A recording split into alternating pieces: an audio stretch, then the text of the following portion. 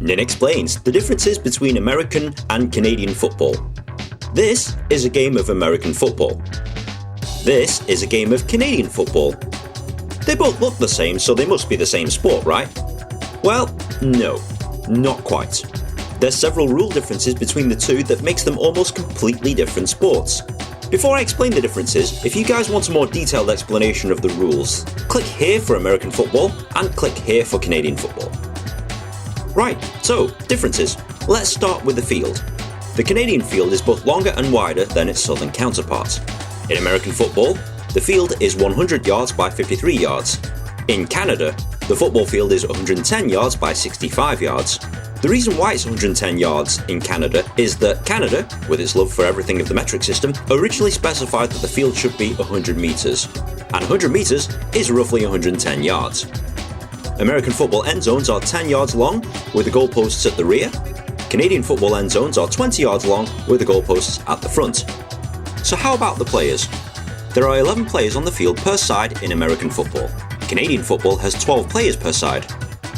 In American football, only one man is allowed to move during the snap, and he can only move laterally or backwards. In Canadian football, anyone who isn't a quarterback or a lineman can move in any direction before the snap. In American football, defensive players are allowed to line up at the line of scrimmage. In Canada, defensive players have to line up 1 yard away from the line of scrimmage. How about some rule differences? Well, in American football, you have 4 downs to make 10 yards. In Canadian football, you only have 3 downs to make those same 10 yards. In American football, you can signal for a fair catch, allowing the receiver to catch the ball safely. The Canadians think that this is an abomination and they don't have a fair catch rule. In American football, you either have 25 seconds or 40 seconds to play the ball. In Canada, you only get 20 seconds. And you get a 2-minute warning in American football and a 3-minute warning in Canadian football. The scoring is exactly the same in both games, except in Canada, you get 1 point for missing a field goal. Wait, what? Missing a field goal? Yep, if you miss a field goal and it clears the end zone, the kicking team gets a point. This is known as a rouge, but is more commonly known as a single. You can also score a single by tackling the ball carrier in their end zone after a field goal attempt or punt attempt. To add further confusion, the kicker is allowed to recover his own kick so long as it travels 10 yards in Canadian football. In American football, it has to travel at least 10 yards and be touched by an opposing player. In American football, a missed punt or missed field goal is ruled dead and the play stops.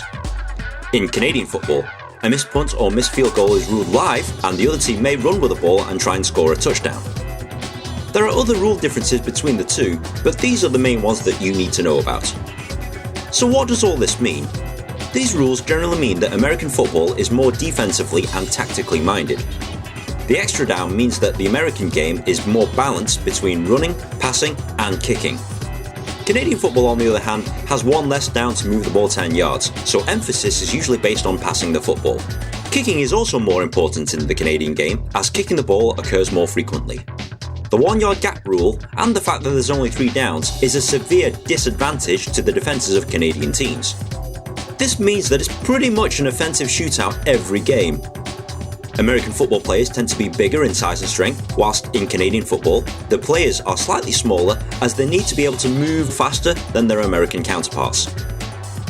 There are various myths about these two types of football, and I'm here to hopefully dispel some of them. Myth number 1. Canada has bigger balls. It's a common misconception that the balls in Canadian football are bigger, but the actual allowed dimensions fall into each other's specifications, meaning that in theory, both sports can use the same ball. Given also that the balls are made by the same manufacturer, it seems implausible that Wilson would have 2 different machines that make 2 different balls that vary only by a couple of millimeters. Myth number 2. The CFL is just a graveyard for has-been NFL and college players. Actually, the CFL has produced many top players that went on to have good NFL careers, such as Joe Theismann, Warren Moon and Doug Flutie. Myth number 3. Canadian football has taken American football rules and blatantly changed them. I hate to burst your bubble there, Yanks, but the Canadians invented their game first. Myth number 4. Canadian football is inferior to American football. I wouldn't say that. I mean, sure, if you're talking about the amount of money it generates and the amount of money the players get paid, American football wins hands down. But in terms of the actual sport itself, Canadian football is not inferior, it's just different to American football. I personally watch both kinds of football regularly, and I can honestly say that I prefer Canadian football. But that's just me. You're entitled to think differently. If you found this video entirely helpful, please comment, rate and subscribe. It takes me ages to make one of these things, and good karma is appreciated. Likewise, for a further explanation of the rules of each game, see my other videos.